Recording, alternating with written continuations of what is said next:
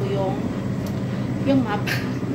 Kasi tingnan nyo ba naman, ayan, naglalaba ako at saka ayan, dalawa yung nakaikot. So alam nyo na, ito yung aking laundryhan guys, yung labahan. So time check natin ngayon is 11:10 ng gabi.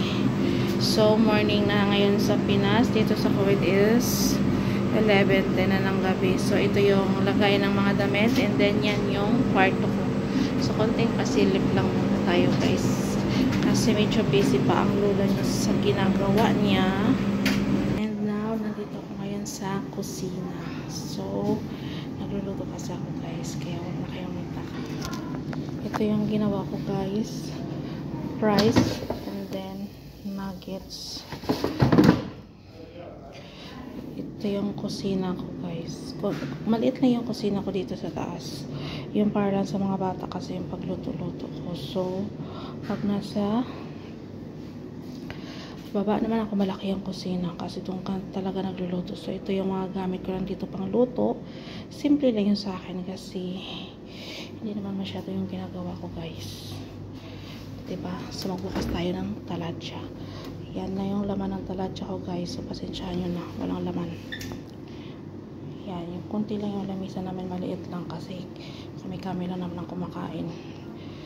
Tsaka minsan doon din kasi ako sa baba kumakain guys, diba? Busy lang ang lola. Yan lang. So ito yung kusina, yung maliit na kusina. Tingnan nyo guys. So ito na, dumating na yung Shein, and then sila nagbubukas sila ng Shein nila. Ito na yung akin kasi minsan mataas ang BP, minsan mababa. So kailangan natin ito para ma-maintain yung ating BP. Kasi lagi tayong stress ba? Stress. Ang lola nyo stress. So yeah, ito na siya. Okay guys, got it. So mag-open tayo ng ating BP. So, diba? Ito yung sa akin guys. Kasi minsan mataas ang ating blood pressure. So kailangan natin talaga ito siya. Kailangan natin siya sabihan. Wala siyang charger. Lesh. How can I charge? Wala siyang charger.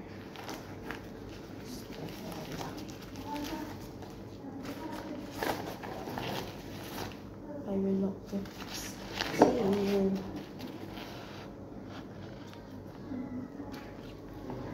Let me see.